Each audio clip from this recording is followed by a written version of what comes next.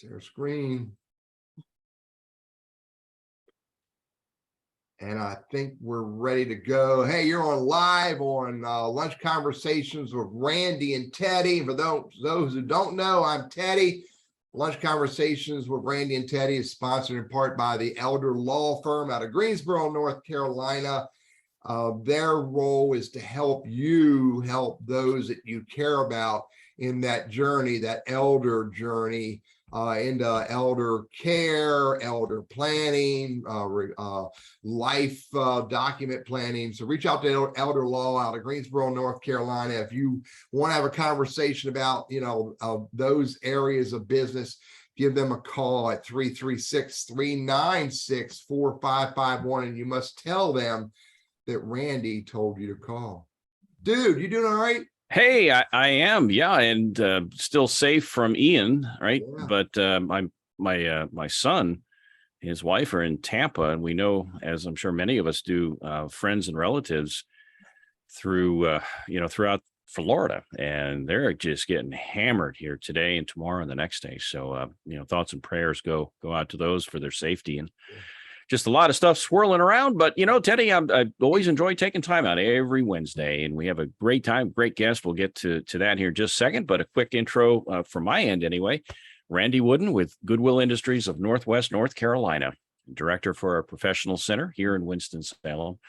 Been doing this now for Goodwill for about 10 years, believe it or not.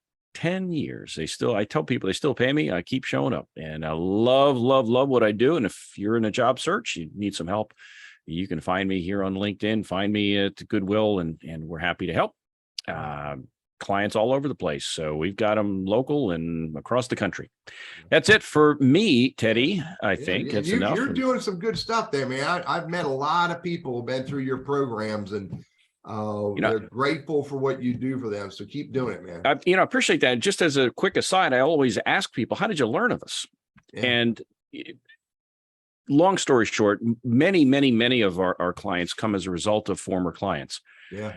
And they just, the word spreads, and that's anybody who's in sales, anybody who does any kind of customer facing kind of stuff, that is gold. And when you've got a good word out on the street, that it can help lower the barrier, I guess, to allow for people to be more open to getting some help. Yeah. Yep. So good stuff. Hey, for those who have never met me, my business is Burriss Consulting. We're social media strategists focused on teaching people how to use LinkedIn as a business tool. We also have a new division that we're developing where we're teaching Google Workspace as a business tool. You can find us on LinkedIn, YouTube, Quora, Snapchat, Tinder, Bumble, all over the internet. Oh, wait a minute, JaNet, I know. I deleted the Tinder account once. He's been banned from he's been banned from there. Just saying, he's been banned by his wife. I should say, yeah, he's been banned by his wife. So, but this show is all about bringing ideas that can help people in business, career, community. And JaNet Adams, a good friend of mine out of Winston-Salem, North Carolina, my hometown as well. We talked not too long ago and said, you know what? There's another conversation that we can have, because JaNet was on here about a year ago, I believe. And we said, you know what, let's come back and have another conversation. And this conversation is, how can people move from a job to starting their own business? And JaNet is going to peel back some layers and tell us a little bit about her journey to become my words, not her words, a highly sought after public speaker, and in the space of financial planning and financial tips. And JaNet, thanks for joining us again today. I appreciate you. Yeah. Thank you all for having me. Yeah. Would you just do a little bit better job of telling the world who you are? Yeah. So I'm JaNet Adams. I am the owner of EMAC Consulting, but most people know me from Debt Sucks University. And so I run basically a financial literacy, financial wellness company, and I work with colleges as well as corporations when it comes to financial wellness. And I've been doing it for about 11 years now. Yeah. Go ahead, Randy. I always ask the why question, and you've got two. I've got two why questions for you. One was why the financial literacy, and that's pretty evident here. I think we'll learn pretty quickly. But it's one thing to have that, and then it's another entirely to create your own company and do your own thing, and the why behind that too. So take them in either order, but you've done a lot, and hats off to you. What's the why that keeps you ticking and going with this stuff? Yeah, so the reason I started the business is because I had paid off $50,000 of debt in 2 years. And so people just kept asking me, Janae, can you come speak here and tell us about your journey? Can you come speak here and tell us about your journey? And so one day somebody gave me a check without me asking. And so I was like, maybe I should try to figure out how to make this a business. But the why that has grown out of it is to be able to help others financially live their dreams, to help them find the money that they need to do whatever they want. Yeah.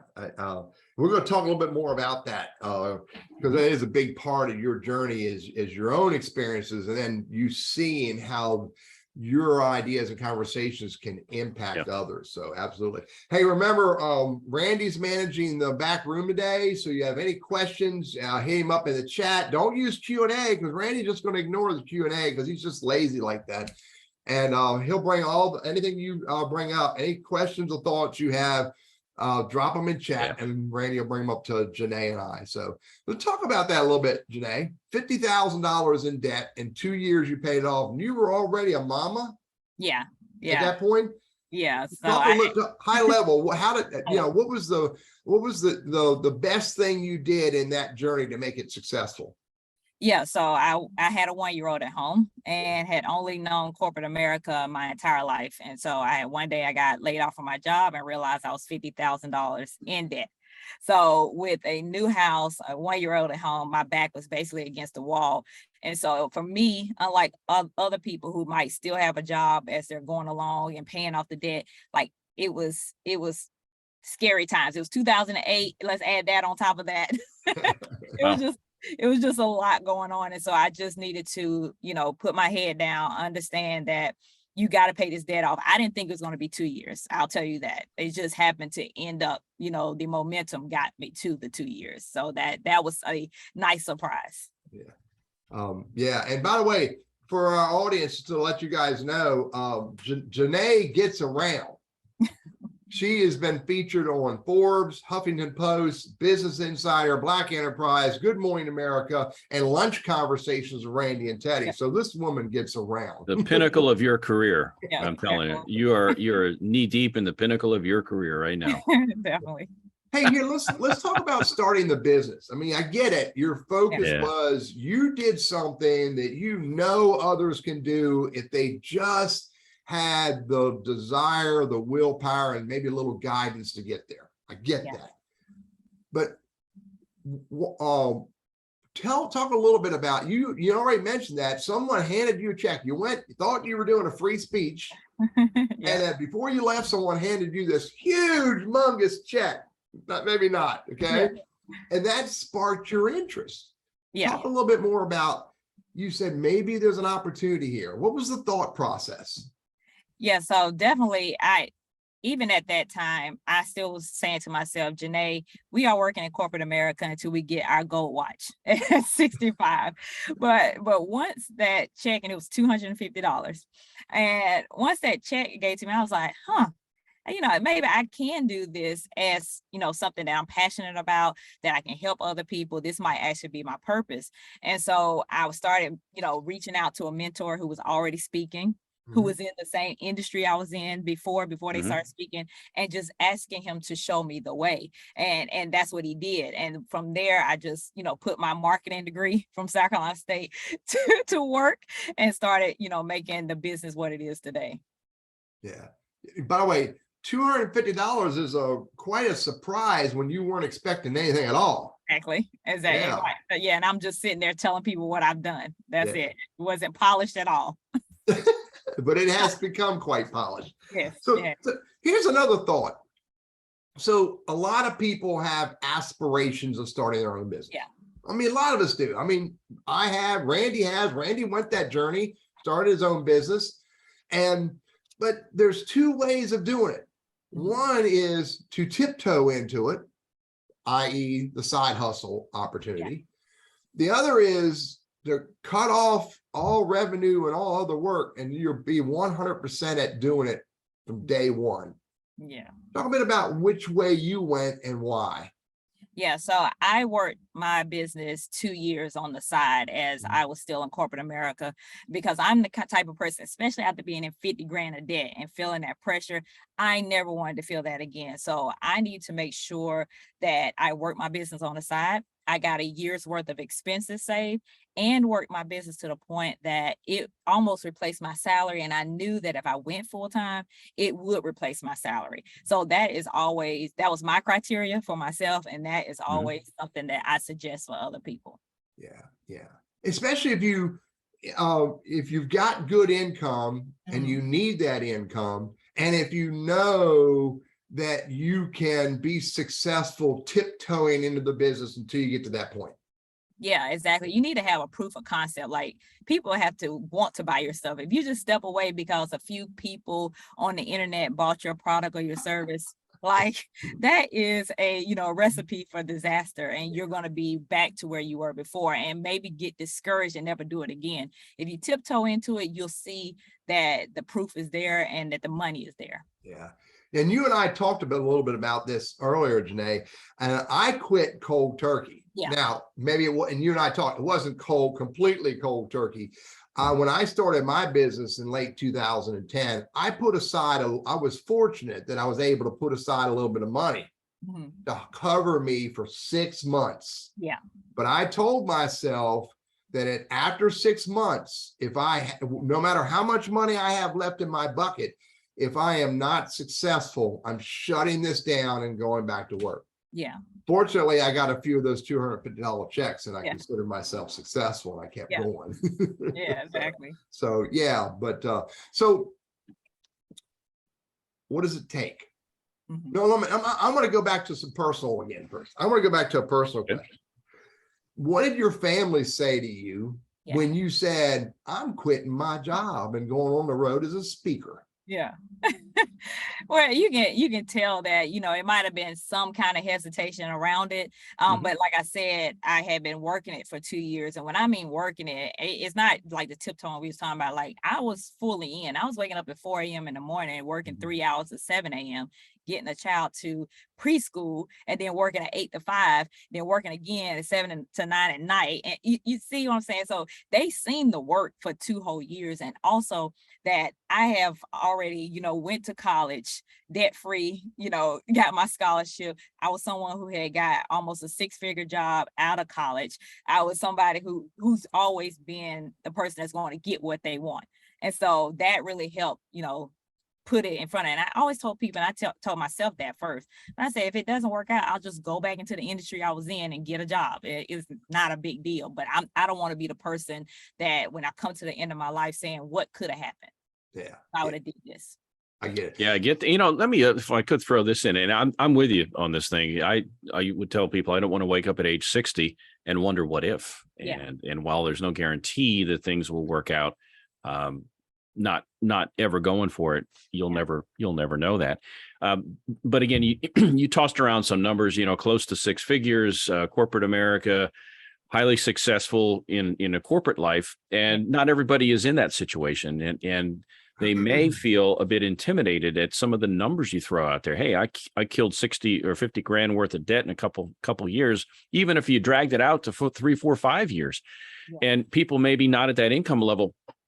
I guess where I'm going is, this is something that is scalable. And when you give your talks to say, hey, don't be intimidated here, you can do this too. You don't have to knock out 50. Maybe it's 20, or maybe, how do you convey that to folks who may not be in your income range? Yeah, because it's not even about the money ever. It's about the behavior. It's about the mindset. And a lot of people are not even near 50 grand of debt like I was. Some of them are like in 2,000, but 2,000 might as well be 50,000. It's about the mindset of it. And so I have, shown people who don't have 2 nickels to rub together how to bring in some money. And so it's really about the mindset. If I show you the how, and you can make $200,000 a year. If you don't have the mindset behind it, it's not going to work anyway. Yeah. So I always tell people, it's never about the money. You have plenty of millionaires filing bankruptcy every single day. So even if somebody is making $20,000 a year, $30,000 a year, the steps are the same. The process is the same. It may just take a little bit longer, but a lot of times you don't have the same debt that I have Yeah. and that I had at the time.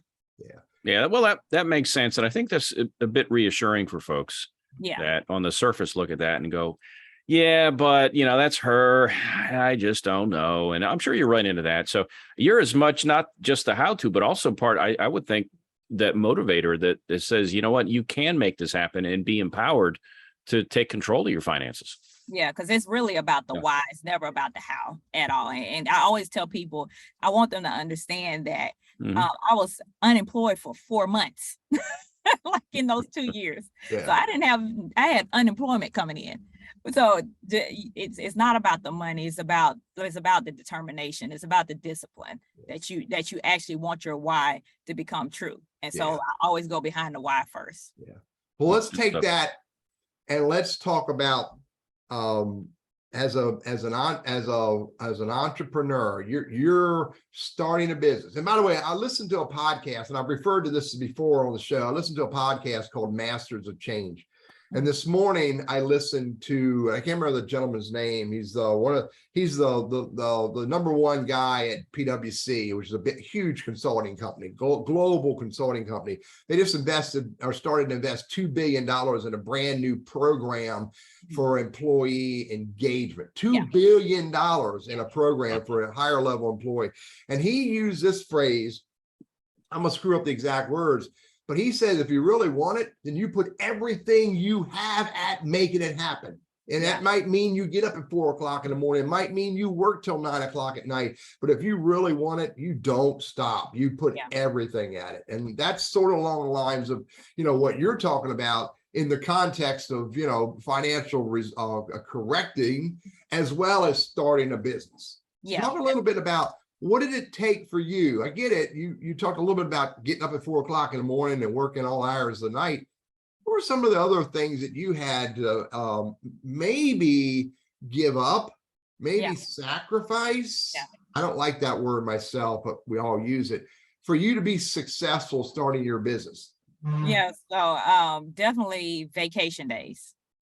So I would use my vacation days for my speaking engagements. Okay. So during that time, unless I went on the weekend, I didn't get any kind of vacation days, or I had to wait till the end of the year where we automatically got vacation days at the company I was at. But my 2 weeks of vacation days were all speaking engagements. That's what I would use them for. And so that was definitely one of the sacrifices, being able to reinvest into my business. Like any money that came from the speaking engagements, like the paycheck was for my bills. The speaking engagements was investing back into my business, making sure I had, a business coach, my marketing, my website. That money didn't just go to trips around the world. That went back into the business. And you have to be that serious when you're starting a business, that all the money, as much as it can outside of your personal bills, goes back into the business. Yeah, I get that. By the way, so you were doing speaking gigs when you were also double dipping for vacation time. Yeah, no, I didn't have, not at all. Well, when you took vacation, the company was paying you. No, that wasn't vacation. That was going to work in places. I'm joking. I'm joking, but I get it. I absolutely, believe me, I get it, because I do public speaking, and it'll wear you out. It will. There is no time to go have fun. No, not at all. You're trying to get back home. Yeah, I mean, because if you're trying to build a business as a speaker, you're not going to take 4 days to go do a 1 hour speech. Not at all. That ain't happening. No, you're flying in that morning and flying back out the next morning. Yeah. So a fair amount of sacrifice for you to be able to build the business and build the brand to be able to get there. Yeah. Anything else that you think that was important for people to think about, and that as you start building that business while you're working that full-time job? Yeah, definitely to understand, during that time, what your down periods are in your business. Because it's hard to recognize that when you have a paycheck coming in, because although it's a downtime in your business and money's not coming in on a business, you're not thinking about that because that paycheck comes in every week or every 2 weeks. And so then you walk away because you think everything's cool. And then you realize, I have 2 months of down period that I didn't think about. And I don't have any business coming in, and I also don't have this paycheck anymore. So that's something I would tell people to think about. Yeah, I can attest to that. Absolutely. Randy? Well, we have a question in the chat area, and it goes back to how do you find the right people to approach? Yeah. And what do you say to them? How do you go about cultivating that sales funnel, if you will? How do you go about that process? I mean, it's definitely about, knowing who your target audience is, and then who writes the checks to get you in front of that target audience is the easiest way to look at it. Mhm. You use LinkedIn, or where do you go to start that process? Yeah, I mean, a lot of times it's Yeah. conferences. Being able to go to conferences and meet people face to face is probably the best way. Yeah. Face to face, yeah. Yeah. That's it. But if anybody else has comments or questions for JaNet, then please put them in the chat. I'll try to work them in where I can. Teddy, back to you. Yeah. So let's Yeah. talk a little bit about, so you weren't a student when you were starting this business. You were a few years beyond being a student, but so let's talk a little bit about how do they focus on, whether or not they're a student or they're working for, the man or working for a company, but you got to focus on two things. You got to do what the man wants you to do, or do your class work, and you got to work on building that business. Talk a little bit about that balance. Yeah. So everybody knows that I talk to college students, and it's a lot. I mean, even high school students, there are entrepreneurs everywhere, and they're in the same position as someone who be working for somebody else. There is somebody, whether it's a professor or whether it's your boss man, who expects something of you between a certain time during the day and even sometimes at night. So you have to be able to master that balance. When people are paying you, you don't let up at work. You don't let up at college, because there is another goal that has to be met. Right. So you're going to have to give up some things. You're going to have to give up, the parties and the trips for those that are working for somebody else. You have to give up the binge watching. You're going to have to give up some of the things you do outside of your home. Like, the time is very small and it has two things that need to be done. Your outside responsibilities and your business that you're trying to grow. Yeah. I'm with you. And again, I can relate as well. Even today, I have my own, in my own business. I can't be successful as a solopreneur if I'm always out, hanging out at the bar with Randy and binge watching Netflix all day long. I gotta have that. Now, by the way, I can't give it all up. Yeah. Because you still have to be a human. Yeah. But you've got to prioritize. And I like the way you said it. There are two goals that need to be met: the current goal and this new goal. Yeah, definitely. Yeah, I get that. So cool. What did your boss, I'm just curious, you were working for Lilly Pharmaceuticals? Yeah. And so at some point you said, I've gotten to where I want to get. I can be successful at this. Just curious, what did your boss say to you when you walked in there and said, I got another plan? Yeah, and it really wasn't. I'm a person that separates my job from my life, and my business was my life. So I didn't feel like they needed explanation. And at the time I started, my company started getting attention. I was starting to get on the news for the first time, and I was starting to Biz Women had wrote an article about me. Like, stuff was starting to get out. So I knew my time was a little bit short, because it's like, in pharmaceutical sales, they want you like this. They don't care if it's after hours that you're doing stuff. They don't care. They like this. And so I knew things were coming to it closely. And so I needed to make sure that I go ahead and walk away. I got to ask you too. I'm just curious. I mean, I always say life's a journey, and it's not always rosy every step of the way, and you live and learn. I'm sure there had to have been times where you just said, you know what? Whew. I don't know, man. Am I going the right way here, or do I need to rethink this thing? And tell us about some of those times and how you work through that. Yeah, so I would say that a lot of times, when I felt that way, it was when I couldn't accept the word no. Early on in my business, it was just like, people said no. I'm like, what are you talking about? Are you crazy? Do you know that these people need financial? In my head, I'm just like, you're nuts, kind of thing. But what I realized by not accepting no, that slowed down my business. Once, I'm thankful for no's today. I'm thankful for them. Like, tell me no so I can delete you, get you out of the way, make sure that I write a note that if you come back, you will pay more, all of it. Okay. But being able to understand that taking no for an answer was the best thing that I learned in my business and really helped it excel earlier in the years. Yeah. I did sales training with a group called Sandler Sales Training, JaNet. Yeah. And early on in the training, they have their training philosophies. They lay it out called the submarine. And early in the submarine development, I actually like the second thing in the submarine development is go for no as fast as you can. Okay. Yeah. Go for it. Ask, can you tell me no now? Because I don't want to waste time going through the rest of this process and find out that, oh, you can't afford me or whatever. Exactly. So, yeah, I'm with you. It's important. So going for no, you struggled accepting no. What were some other really difficult parts that you had about starting your business? Yeah.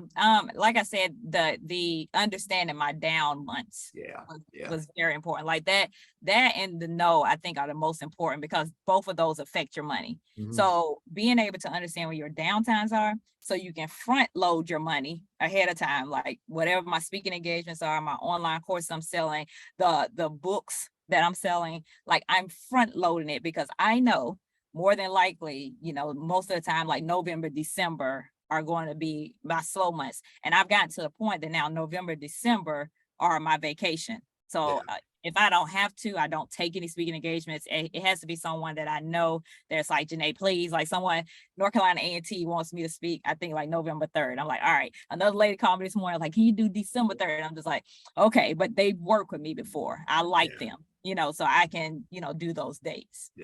I get, I'm with you. There are times that I won't do work either, but unless my really good friends call me out and say I want that help, otherwise it's because you got to live, but you also got to put all your energy into making it happen. Absolutely. So I wonder too, do you find during the slower times, it sounds like you're taking, you've built up enough cushion to where you can take time away and personal time.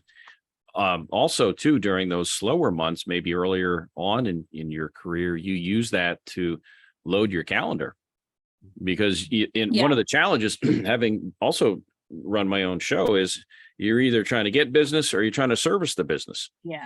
And it's tough to balance the two. If you're, up to here with delivery, you're not out there prospecting. And so hopefully you get repeat business. I wonder if that's a factor too. Are you find, it sounds like you've dealt with a lot of folks. So do you find that you've got I guess a certain amount of not guaranteed business, but you know what I mean, repeat business. Yeah, definitely. I mean, I just left Texas. I've worked with them for about 5 years now. New Jersey in the summer, I'm about 4 years with them. So it's about to work in North Carolina tomorrow, 4 years with them. So it is repeat business, but making sure that I'm always business developing. And a lot of times my business is built out 6 months to a year ahead as well. Yeah. Talk a little bit about, Yamil asked this question, how do you stay in touch? And she didn't ask it this way, but I'm going to position it this way. How do you stay in touch as you're developing your business and growing your business as a speaker? You got to stay in touch with all these people, but a lot of times, especially in the association space, the person responsible for bringing speakers in changes all the time. Don't you hate that? And a lot of times the conferences I deal with, it doesn't matter if people change. It's still going to be the same proposal that you're putting in. It's going to be the same proposal. It's just the same association, same conference, putting your proposal in. I get it. And they may know you too. Just because, and we have that with SHRM, where every year we potentially have a new person in charge of programs and programming, but yet they also, whoever next up, they also know of the folks that we've worked with in the past. So all good there. Yeah. So, hey, let's do our 30-minute spot. and then we'll go All on right. to part 2. Hey, you're on Lunch Conversations with Randy and Teddy. Our special guest today is JaNet Adams, coming back as a repeat special guest. And the conversation today is about growing your own business, building your own business, and how JaNet went from working for corporate America to becoming a public speaker and running her own world. Lunch Conversations with Randy and Teddy is sponsored in part by the Elder Law Firm. Who's important to you and how you plan to honor their responsibilities to them is also important to the Elder Law Firm. So if you're looking for help with estate planning, you're looking to help with elder care planning, reach out to the Elder Law Firm in Greensboro, North Carolina, 336-396-4551, and let them know that Randy told you to call them. That'll get you lots of benefits, not. So Oh, they're good Teddy. people, though. I'll tell you, I'll never forget the day that Yeah. I learned about those 7 documents that they talk about. So, JaNet, let's talk a little bit more about the journey. Mhm. But you got started early on. You got your, Mhm. your first check you weren't expecting, and you pitched an opportunity to speak at another conference. You got another check. Yeah. How did you keep that momentum going? What were some of the processes that you used for yourself to keep that momentum going, to find new places to share your message? Yeah, and it's, like I said, with the conferences is where you're able to, to get new contacts, be able to pitch them. But every time that you go to a new conference, somebody else is there from another conference, like, I think you should check this out. And definitely earlier in my career, I would see which conferences were the stars, which one was the duds. And so now I kind of got it down to a science now, at least in, my target clients. Yeah. Talk a little bit about this one challenge. As I'm a I spent many years as a Toastmaster. And did you ever attend that world? I did not. It was fun. For me, it was a whole lot of fun because I really wasn't a public speaker. I was shy and timid. I mumbled and stumbled all over myself, and Toastmasters helped me break through that. But one of the things I hear from a lot of public speakers is that there are 2 philosophies. And the first philosophy is the primary one, and that is you never give away speeches. The second philosophy is you only give away a speech if you're speaking to 100% to your target audience. What's your philosophy about, pro bono speaking? Yeah, so there'll be times that I speak in front of people that is my clients, my target clients. And so, yes, I'm speaking in front of them because I'm gonna come away with 10 or 12 speaking engagements. Yeah. So yeah, I don't mind doing that. And I'm never going to speak in front of an audience that it's not gonna be a return on my investment. That's just nuts to me. Yeah, I get that. So absolutely. I know some analogies of my own where people said, Teddy, come speak to this group of dentists all about LinkedIn and do it for free because you'll take away some business. I'm like, really? Not a chance. So I get it. You got to look for that return on the investment, whatever. Teddy knows the drill. Yeah. Oh, I just said that, didn't I? Yeah. The drill, Dennis. Yeah. Let's talk a little bit about when should you get started? When's a good idea? I mean, there's 2 conversations in this context. When should you get started? Let's talk about the first one. Let's go back to your real big focus, learning about money. Let's talk about that real quick for a minute. And I'm going to spin this conversation in another direction because I can. When should we start teaching how to use money? Yeah. And so, I mean, children as young as 3 years old can learn money. You can give them, 50 cents, give them 2 quarters, like this quarter, you're going to save your piggy bank. This quarter, you're going to donate or give as a tithe or whatever. You can teach them even at 3 years old. You can tell them, okay, this is a coupon.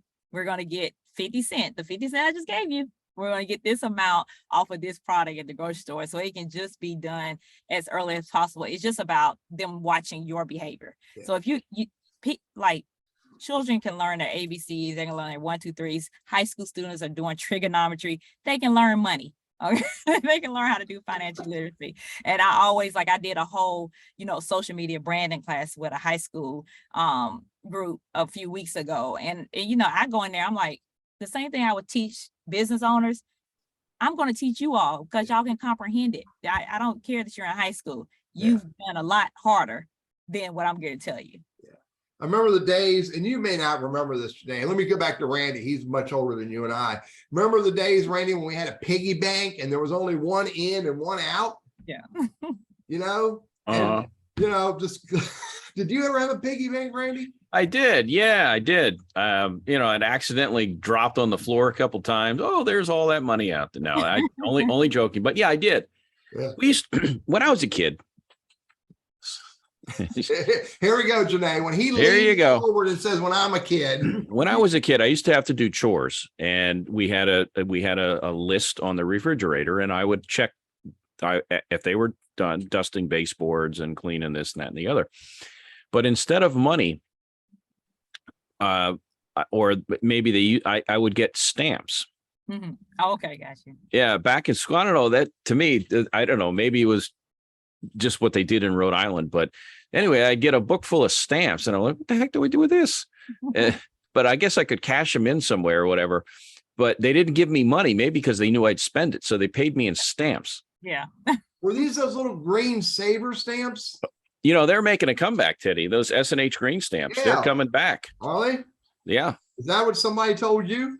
I take it on good faith that they're doing that. But you know, I totally agree. And money shouldn't be free. Yeah. Meaning, you know, raising kids, there ought to be some kind of work or some kind of skin in the game for the kids, even if it's just a little bit, but something so they can see that money comes as a result of effort and work. Mm-hmm. Yeah. Return on I'll get off my soapbox now, but there you go. Yeah. All right. So, and I'm with you, JaNet. By the way, I was joking about the piggy bank thing. One of my daughters is a business where she makes these newfangled piggy banks that has 3 buckets. Oh, that's cool. Save it, spend it, give it away. Okay, got you. That's cool. And she makes these and sells them all over the world. And that's just another. It's the I think the right way to look at money, even at that age. Yeah, definitely. So, all right, let's take that conversation about age and let's apply it to this. Yeah. How soon should we start encouraging our youth to think about starting their own business? Yeah. And I mean, I know some young ladies that are 7 to 8 years old. During COVID, my daughter's friend started a lip gloss business, like literally a real lip gloss business, going to, you know, different little fairs and stuff and selling them. She was making some really good money. And my daughter is now 10. Her friends who are 8 and 9, and when she was 9, they want to start their own restaurant. They have made up the name. They have gotten the menu together. They have asked me to do their social media. So it's never, you know, too early because children, unlike adults, have great imaginations. And imagination is key in entrepreneurship because you never know what really is not supposed to work as an entrepreneur. But those who are like, I don't know, that's not going to work. I'm going to do it anyway. And then I'll see if it doesn't work. And that's the great thing about going after your dreams a lot younger. And then also being reminded of what your dreams were when you were younger and going after them when you're a little bit older in life. You know, it's an observation too that I've seen here in the Winston area, certainly in the last 20 years, they kind of moved from manufacturing, textiles, that kind of stuff. We're seeing business incubators. We're seeing a lot more money and effort and energy and inertia devoted to helping foster people who want to start their own business. And they may have the idea, but how do I get capital? How do I get help? That kind of a thing. So I wonder, the old "it takes a village" kind of thing applies here. Yeah. You did this kind of by the sweat of your brow, sort of, I gather, right? You didn't have a whole lot of business incubator stuff and all this, but I think now the tools are out there for people who have, if they have the want to, they can get the tools to help make that journey more realistic, I would think, right? Oh, yeah, definitely. And I still had the Forsyth Tech Small Business Center that helped Okay. out a lot, and all the free classes that they have, and there's small business centers all over the country on Yeah. community college campuses that it doesn't matter where you are in the United States, you can attend those. But now you got more grants, you got a lot more free money coming from all these businesses, all these different grant programs and so forth. And you got people who are like, entrepreneurship is super cool now. It's like everybody wants to be an entrepreneur. So we're going to create all these different co-working spaces and everything to help you actually succeed, because we know that if you succeed, you're going to create jobs, and jobs bring in money to the city. Yeah. And there's also, I Mhm. mean, the, what's it called? SCORE. Yeah. Score.org, which is sponsored in part, not in part, but sponsored by the Small Business Administration. And there are SCORE chapters all over the country, including in Greensboro, there's a SCORE chapter. And I am proud to say for almost the last year now, I've been a SCORE mentor. And I love it. I mean, it's free business coaching, free entrepreneurial startup, and free guidance on you're not going to create a business. You're not as likely to create a business if you don't have a plan. Let me ask that question of you, JaNet. When you got started, did you have a plan? I didn't have like a formal business plan. You know, a lot of people say, you know, you got to have a business plan to start. No, that to me, that would have been a waste of time. I would have been just racking my brain trying to figure out something that hasn't even been created yet.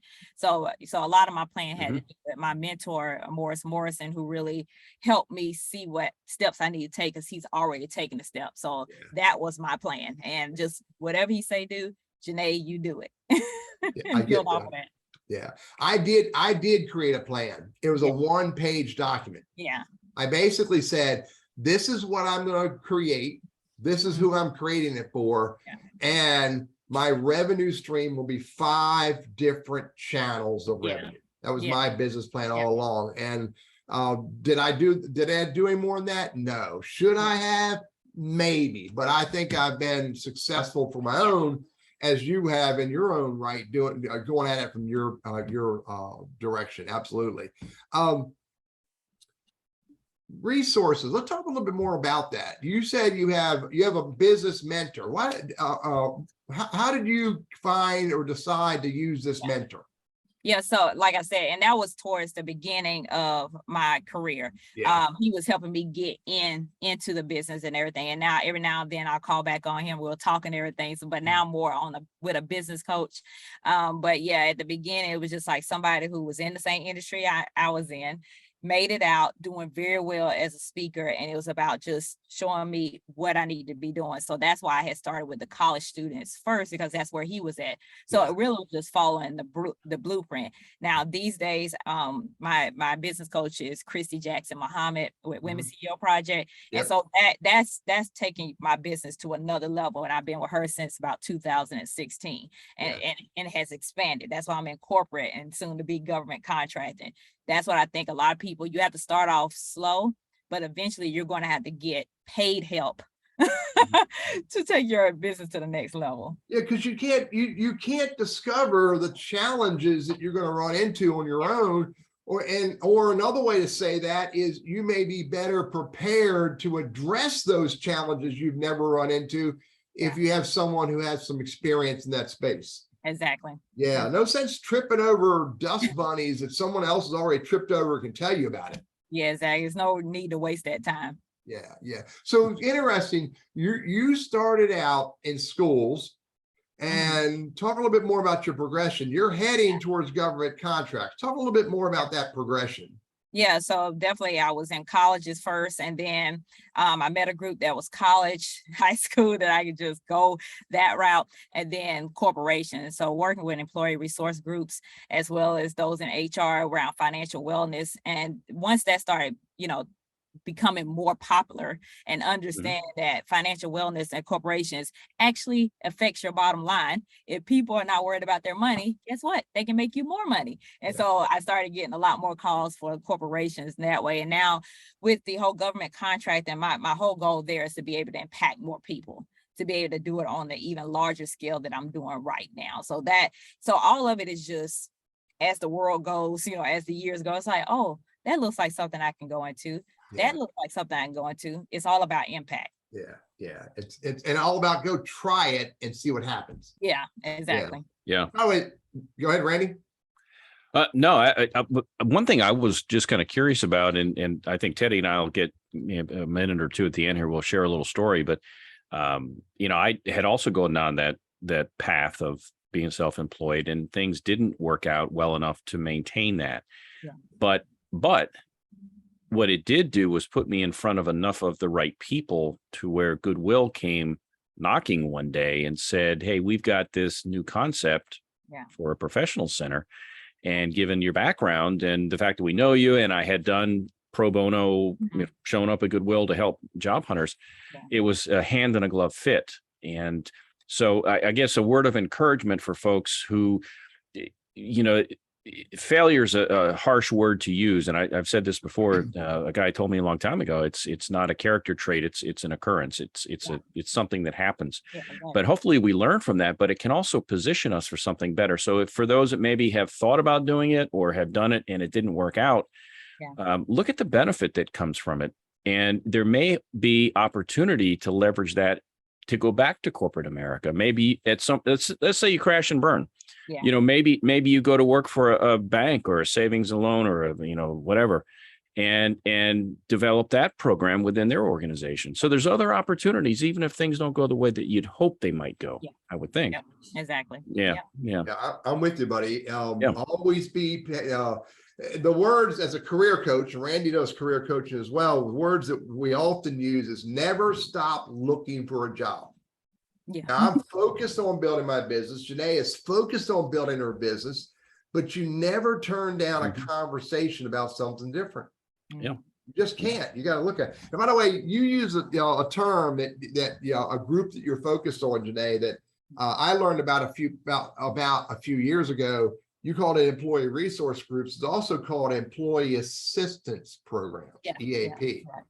This is powerful. Corporate America is really adopting this whole model of building these programs in-house to serve their employees. So if what you have to offer can help what's called the business to consumer space or the employee space, you don't necessarily go to HR anymore.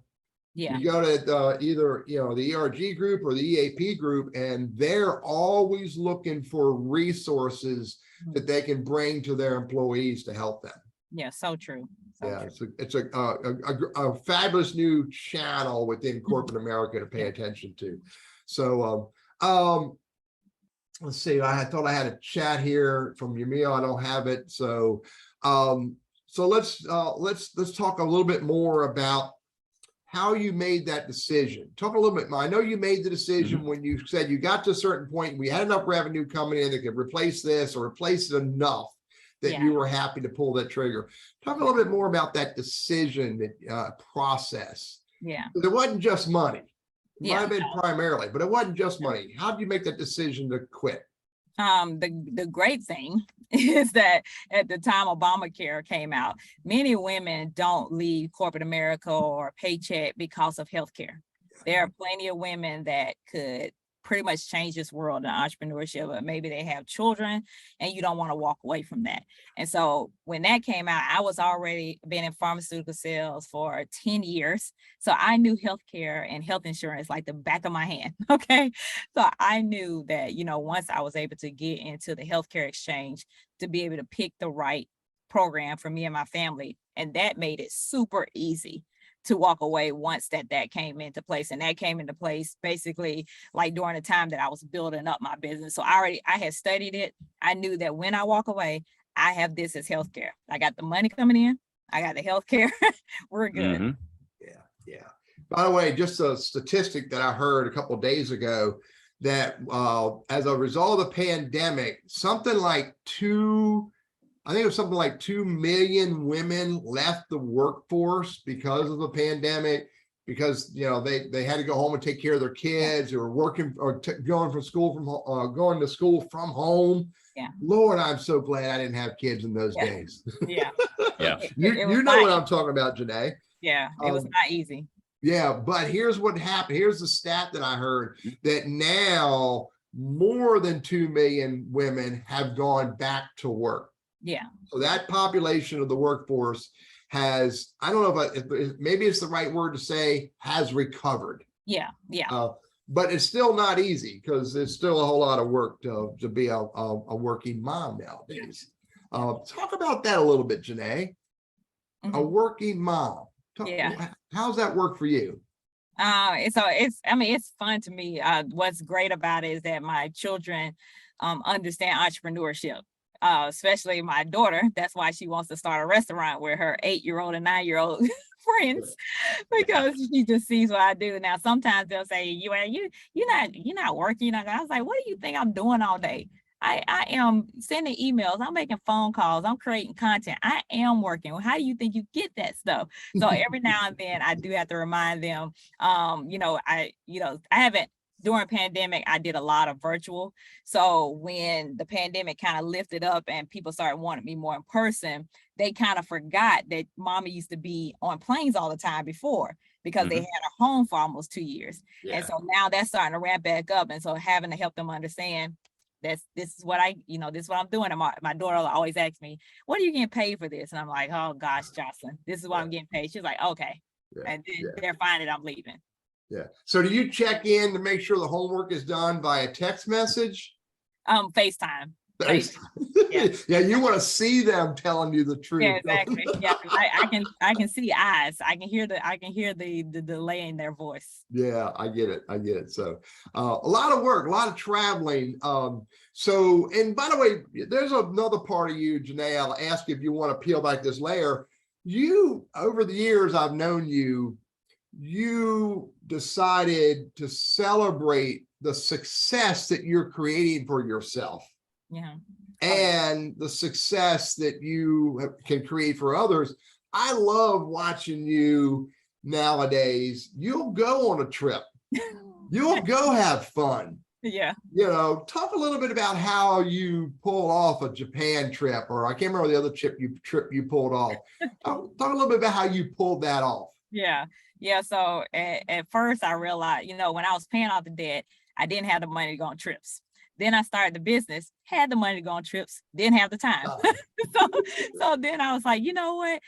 Then I was like, JaNet, if you go speak somewhere that's near an ocean, you take the time out, either come in a little bit before, stay a little bit after, you're going to go to the ocean, go see the mountains in Utah, those kind of things. And now I've completely, thanks to the pandemic, and I had the time to travel even more. I've been to Johannesburg, South Africa. I've been to Dubai, I've been to Barcelona, the Virgin Islands, all over the United States. I'm going back to Johannesburg next year. I've been to Playa del Carmen. So I'm actually like carving it out. I love to travel. And so I'm starting to actually carve it out for my life now. But you don't spend top dollar doing that. That's what I wanted you to go. Yeah. You look for deals. I do get deals. I have like a whole travel course that I created, but what it was about is being able to find flight deals. So when I went to the Virgin Islands at the time, it was $85. I went to Dubai, I think it was $320 round trip. The Barcelona trip was $260 round trip. So I know how to find really good flight deals. Right now things are a little high. So Barcelona might not be $260, it might be $500, but eventually it'll come back down. A side story, I have a friend of mine who flew from Orlando to Charlotte to see me.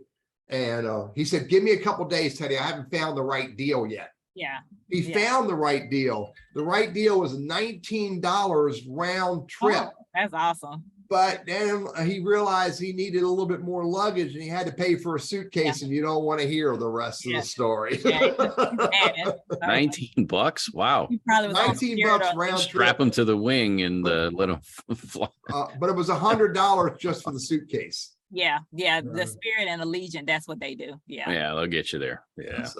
So JaNet, give me one. I'm gonna ask you for two, but give me one solid tip first on money management. One solid tip. To understand that you're not alone. There are plenty of people, not only in the United States, but as I travel the world, that's in debt.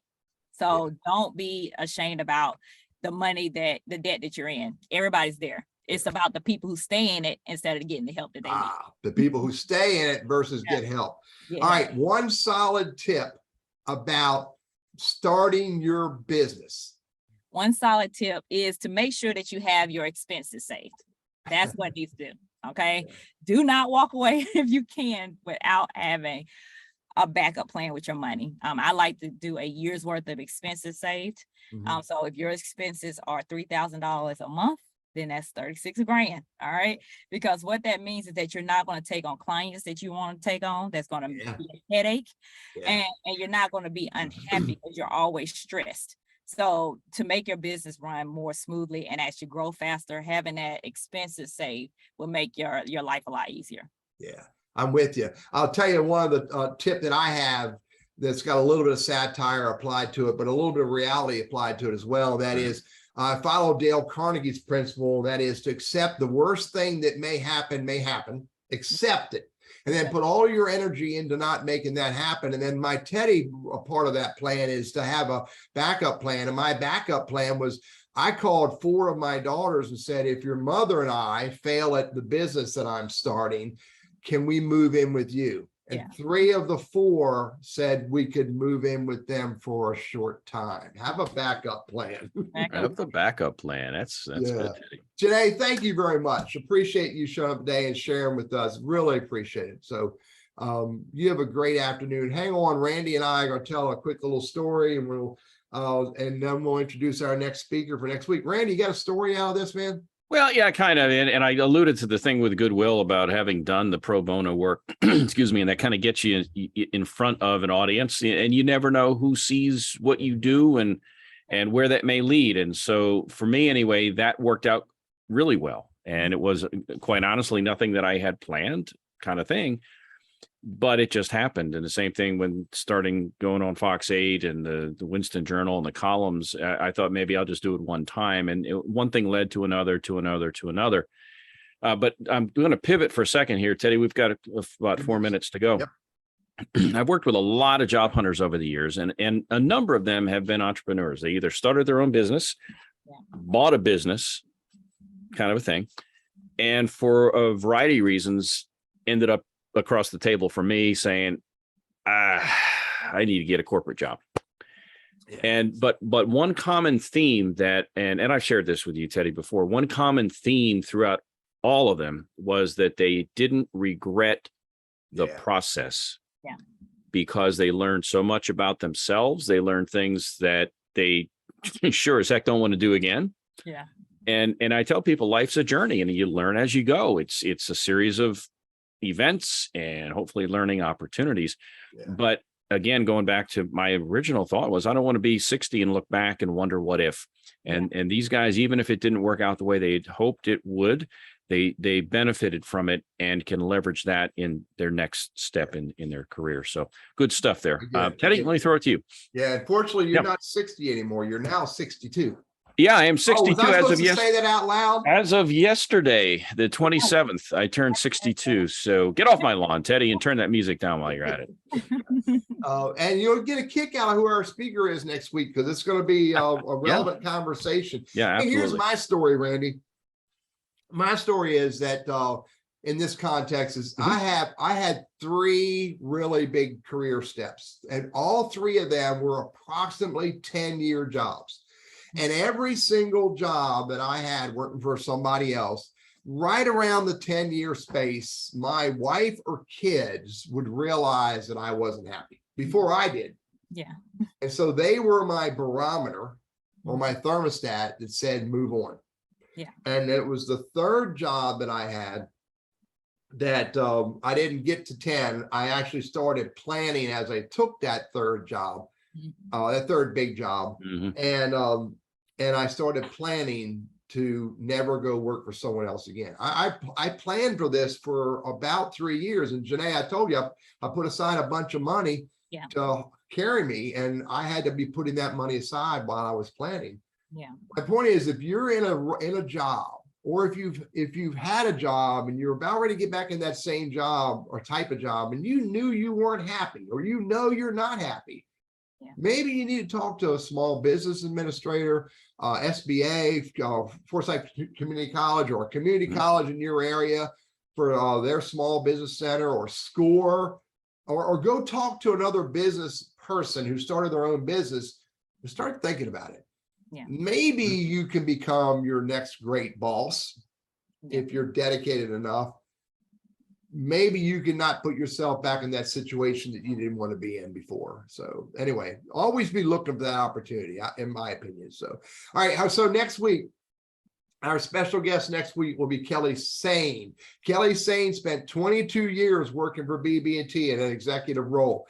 Let's see, I think his last role was a regional executive in the Winston-Salem area, or the Greensboro area. Kelly quit that job, cold turkey, JaNet. He quit that job and he built a business. And the business he has today is he's the owner of Wood Play of the Carolinas. He sells kids playgrounds. Okay, cool. But it's a cool business and he has a blast doing it. Next week, Kelly Sane will be on the show and he'll talk about that journey, why it's exciting, the financial risks, support from friends and family, et cetera, et cetera. It'll be another great conversation. So JaNet, thanks a lot for joining us. Lunch Conversations with Randy and Teddy is sponsored in part by the Elder Law Firm out of Greensboro, North Carolina. If you need help with that space, reach out to them. We'll see everybody next week. All right. Bye-bye. See you. Bye-bye. See you later. Bye-bye.